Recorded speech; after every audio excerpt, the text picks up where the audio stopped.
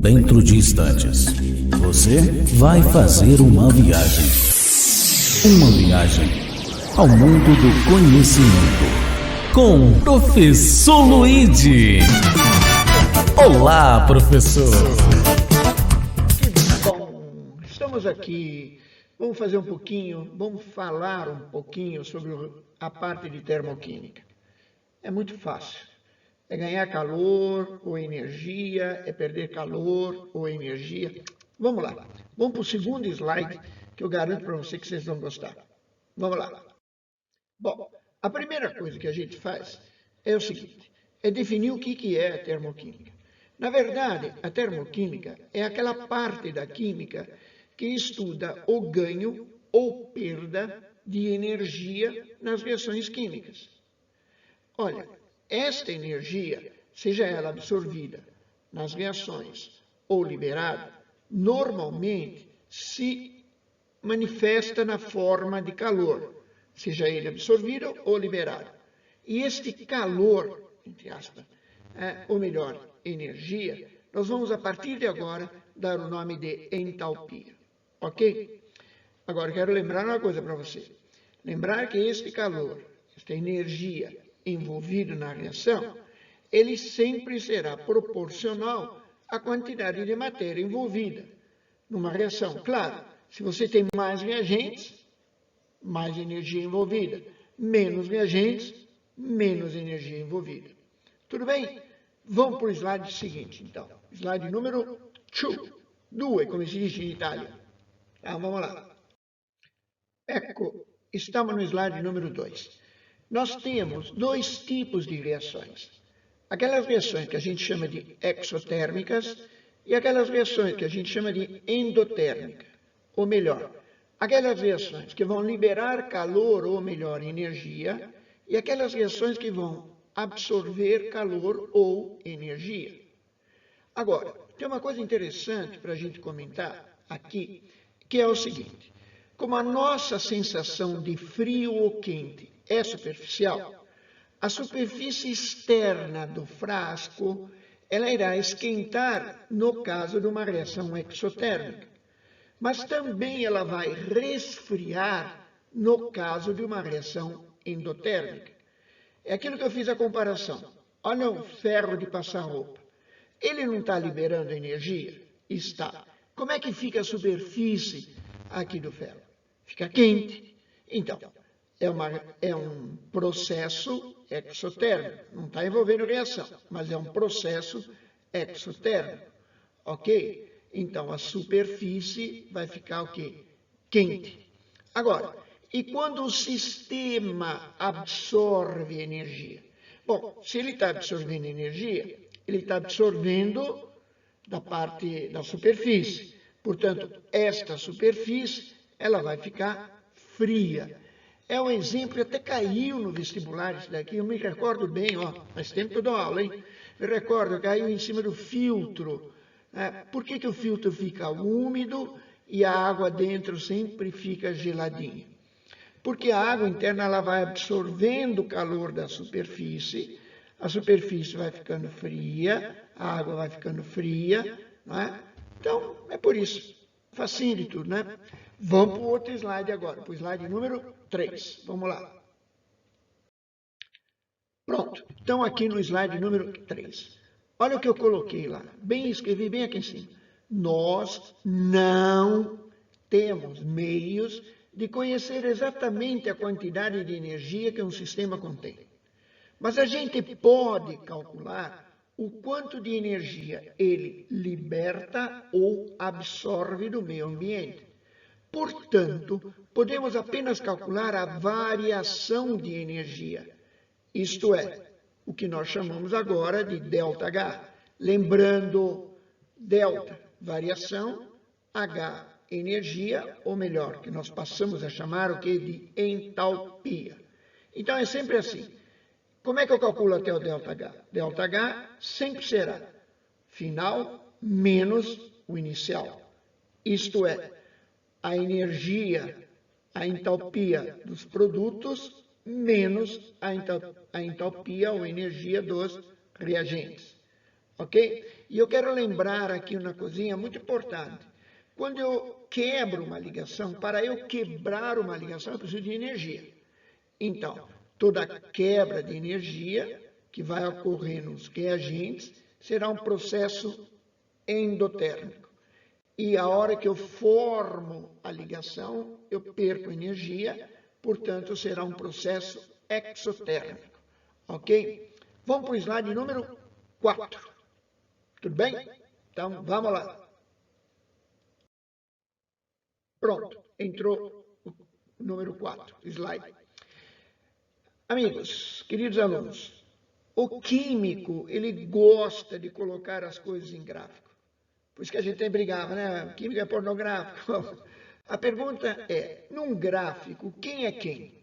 Então, para você não esquecer, fica bem fácil, é assim. O gráfico que nós trabalhamos é mais simples, 2 linhas, uma horizontal e uma vertical. Como é que chama cada uma? É só lembrar, ó, pensa. A abscissa é a linha abaixo, quer dizer que é o X. E a ordenada vai ser a linha acima. Ok? E o que a gente coloca no meio? Tudo aquilo que nós explicamos e abordamos. Legal? Vamos para o slide número 5. Bom, aqui está o slide número 5. Eu fiz aqui um gráfico, mostrei os 2 gráficos de uma reação exo e de uma reação endo. Exo, aquela que vai liberar energia, e a endo, aquela que vai absorver energia. Reparem nos 2 gráficos. A energia dos reagentes é maior que a energia dos produtos numa reação exotérmica. Por quê? Porque ao reagir, formei os produtos e perdi energia. E olha aqui, ó, o gráfico de uma reação endo. Os reagentes têm menos energia, entalpia, que os produtos. Ok? Eles ganharam energia. A energia foi absorvida. Tá?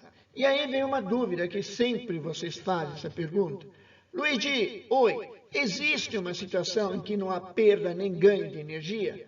Bom, neste caso, não aconteceu nada. Portanto, não ocorreu reação nenhuma.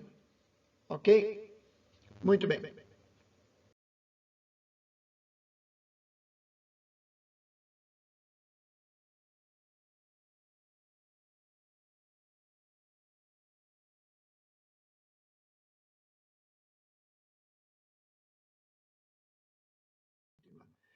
Vamos lá.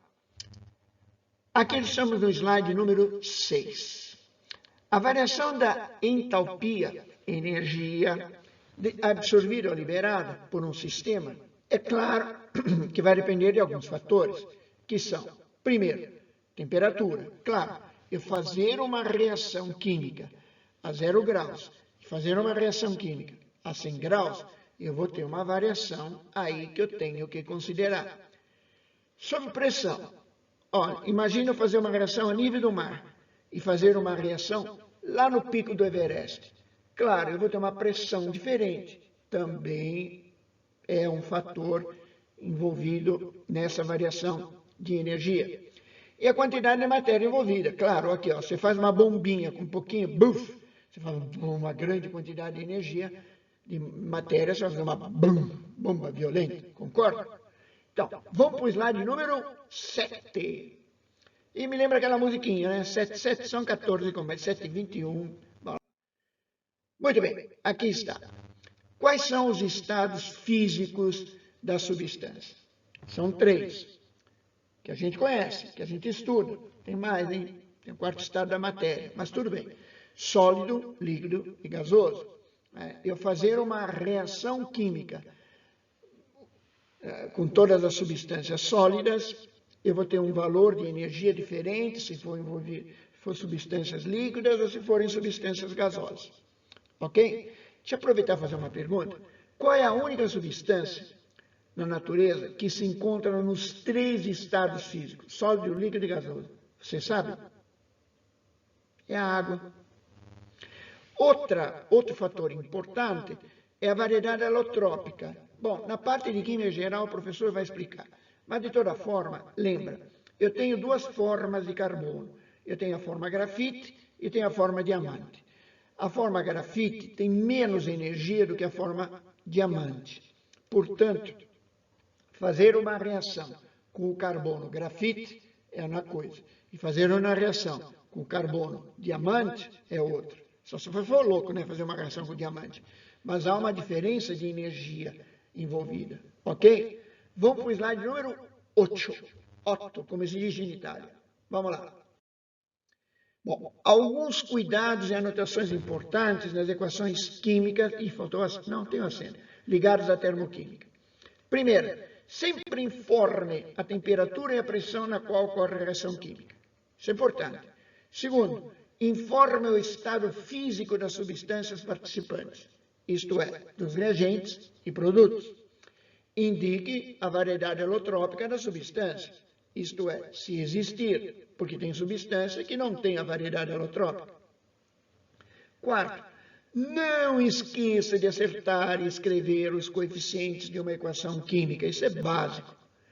E o quinto, escreva sempre o valor do ΔH, nossa, ficou fora, no final da reação com o seu respectivo mais ou menos. E eu vou explicar depois por que isso é importante, mais ou menos. Agora, no laboratório, a gente procura fazer em algumas condições que nós chamamos de condições padrão. Ok? Vamos para o slide número 9, que você vai entender isso. Ok? Vamos lá. Bom, quando eu vou fazer uma reação no laboratório, eu tenho que considerar as chamadas condições padrão. Quais são elas? Primeiro, a temperatura. Temperatura sempre se trabalha em Kelvin, não se diz graus Kelvin, está errado. Kelvin é um número puro, não é graus centígrados. E como é que calculo o Kelvin? Assim, graus centígrados mais 273 será o valor da temperatura em Kelvin. Pressão é sempre a 1 atmosfera, ou 760 milímetros de mercúrio. Estado físico, lembrando, sempre o estado físico mais comum. No caso do carvão, qual é? O grafite. E no caso da água? A água se apresenta em 3 estados, mas qual é o mais abundante? É o estado líquido. E, por fim, a variedade alotrópica, claro, se ela existir. Ok? Vamos para o slide número 10. Muito bem. O ΔH de várias reações ou alterações já foi calculado pelos químicos. Olha que beleza, eu não preciso ficar calculando. Imagine, eu tenho tempo para calcular? Não. Então, a maioria do ΔH já foi calculado pelos químicos. E eles já te dão os valores. A entalpia da formação, ou calor de formação. Como é possível medir o valor da entalpia, energia de uma substância? Convencionou-se que nas condições padrão, lembra que nós falamos, uma substância simples, forma alotrópica mais estável, teria entalpia ou energia igual a zero. Isso é um padrão. Lembrar que isso é apenas uma convenção. Então, valores particulares. Vejam vocês, entalpia igual a zero. O hidrogênio. Ora, hidrogênio, substância simples, se diz que a entalpia, o valor dele é zero. Convenção. O2, oxigênio normal, a entalpia dele é zero, mas o O3, que é a ozone, carbono, grafite e diamante. Diamante tem mais energia do que o carbono, grafite. ΔH, portanto, é maior que zero. Legal? Vamos para o slide número 11. Olha lá. Calculamos a energia de formação ou entalpia de formação através da reação de síntese, isto é, a reação de formação, de 1 mol. Lembra o que é 1 mol? Vai dar uma olhada lá na aulinha sobre mol. Tá? Considerando que a mesma reação seja feita nas condições padrão. Perceberam? Então vejam vocês aqui a reação. Hidrogênio mais meio de oxigênio produzindo 1 mol de água. Eu te dou o valor ΔH, menos 68,4 kcal por mol de água formado nas condições normais de temperatura e pressão. E agora, Luigi, o que é caloria, né? Ou joule? Bom, em 1960, o Brasil adotou o Sistema Internacional de Medidas e a unidade de quantidade de calor oficial é o joule, ou joule. No entanto, a gente vê aqui no Brasil que eles costumam usar a expressão caloria, tudo é dito em caloria, e seu múltiplo. Bom, tudo bem. O correto seria falar em joule, mas fazer o quê, né? A voz do povo é a voz de Deus. Quanto vale um joule em termos de caloria? Uma caloria é igual a 4,18 joule. Portanto, um cacau, uma quilocaloria, é igual a 4,18 quilojoule. Legal? Se fosse joule, é só multiplicar por 1000. E o que é, afinal de contas, uma caloria? Bom, na verdade, a gente define a caloria dessa forma. A quantidade de energia necessária para se elevar 1 grama de água de 14,5 a 15,5 graus. A quantidade de energia que você gasta para elevar 1 grama de água, nós chamamos de caloria. E aí vem vários tipos de calor de solução, calor de neutralização, calor de combustão. Você dá uma lidinha aqui que é facinho de entender. Vamos para o slide número 12. Calor de ligação ou entalpia de ligação, ou energia de ligação. Bom, eu vou só abordar um, porque não vai dar tempo de abordar todos. Lembrando, veja aqui, para quebrar uma ligação eu preciso de energia. Eu vou o quê? Absorver energia. Para formar uma ligação, eu vou unir, portanto, eu vou liberar energia. Ok? Então, agora uma coisa é certa. A mesma quantidade de energia que eu gasto para quebrar será a mesma quantidade de energia que vai ser liberada ao formar a ligação. Vamos para o slide número 13. Nas ligações é assim, volta a tocar no mesmo assunto. Separar, absorve energia. Unir, libera energia. Veja, estes dados eu já dou para você. Te dou o valor da ligação. Quer dizer, para quebrar essa ligação, eu vou gastar 436 kJ por mol. E a hora que eu formar essa ligação, eu vou liberar 436 kJ por mol. Ou quilocaloria por mol, no caso seria 104. Só que lembre-se, esses valores serão sempre dados nos exercícios. Olha que beleza? Não precisa memorizar, nada decorado. Vamos para o slide número 14. Cálculo da energia liberada ou absorvida, via cálculo das ligações químicas. Então, eu te dei aqui, o etano reagindo com cloro, ok? Formando o dicloreto de etano, liberando o quê? Hidrogênio. Então, olha lá, houve a ruptura de duas ligações, HH, e houve a ruptura de uma ligação cloro-cloro, ok? Então, houve a formação de duas ligações cloro-carbono e hidrogênio. Se eu soltar aqui, vai para outro slide. Então, vamos segurar aqui. Olha, eu tenho aqui, duas ligações CH. Portanto, eu tenho 2 mols. 413 kJ por mol, são duas ligações, são 2 mols, portanto, 813. Aqui é uma ligação de C cloro-cloro, 1 mol 246, soma tudo dá 1073. Aqui a mesma coisa, eu formei, veja, por mol, 2 mols vezes 327, uma ligação HH, portanto, 1 mol só, 436, somos 2, dá 1090. Repare uma coisa, eu liberei mais do que eu absorvi. Eu liberei mais energia ao formar as ligações do que ao quebrar as ligações. Portanto, eu estou na presença de uma reação exotérmica. Vamos para o slide número 15. Tem uma musiquinha aí. Calor da reação e alguns exercícios. Já é? Então, vamos para o slide número 16.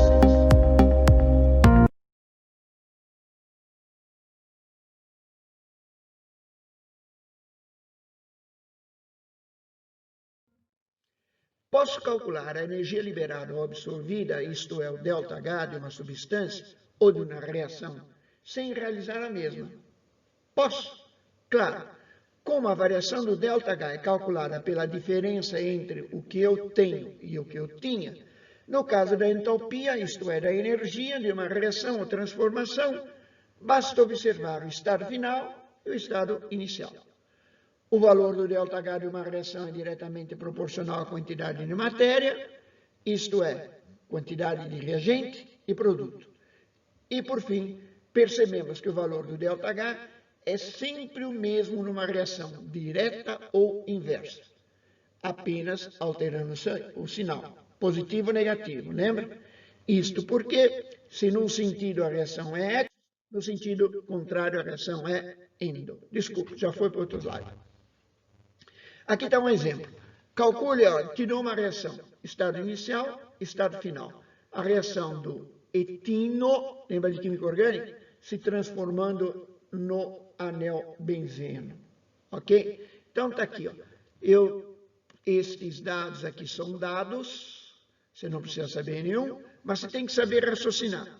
Veja, eu te dou pela reação principal o C2H2 como reagente, então ele fica como reagente, ok? Mas eu te dou agora o C6H6 como produto, só que o dado que ele me deu, ele está como o quê? Como reagente. Então, o que eu faço com essa reação? Eu simplesmente inverto. Olha ela aqui. Mas a hora que eu inverto a reação, eu tenho que inverter também o sinal. Por quê? Porque se uma reação nesse sentido é exo, no sentido contrário, ela é endo. Então, o que eu fiz? Era negativo, eu inverti a reação, portanto, eu inverto o sinal. E agora, o que eu faço? Simplesmente soma. Pronto, somou. E aí, então, veja, o etino indo produzir o benzeno, o anel aromático. Qual é o valor do ΔH? ΔH é negativo, menos 130. Aí você lembra, se é negativo, é que eu estou perdendo. Se eu estou perdendo energia, a reação ela é o quê? Exotérmica. Facinho, né? Química é fácil, química é mole. Vamos para o slide número 18. E aqui está o gráfico que eu fiz, tá? Para você. Lembra que todo químico é pornográfico? Então vamos pôr no gráfico aqui. Está aqui, o etino, C2H2 mais 15 dozeavos de oxigênio, reagindo até formar o quê? O benzeno. Ok? Facinho de entender. A primeira reação, eu formei CO2 e água, e os dois depois formaram C6H6. Joia? Ótimo. Claro que eu não posso terminar a aula sem a videoaula, sem deixar alguns exercícios para você. Faça os exercícios, ok? São facinhos de tudo. É isso que cai no exame.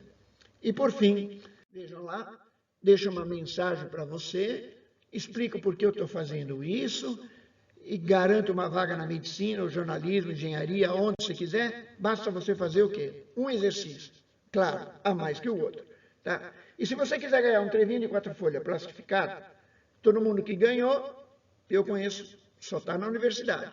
Então, manda para mim um e-mail, com as respostas, claro, né? Tá? Que eu te mando pelo correio um trevinho de 4 folhas. Tudo bem? Tchau, até o próximo vídeo. Dá um link lá, dá um clique lá para mim, vai, para ajudar, tá bom? Obrigadão, pessoal. Tchau, tchau, um beijo. Até a próxima aula que vai ser sobre cálculo estequiométrico. Tudo bem? Vamos lá. Tchau, tchau, gente. Desligar agora.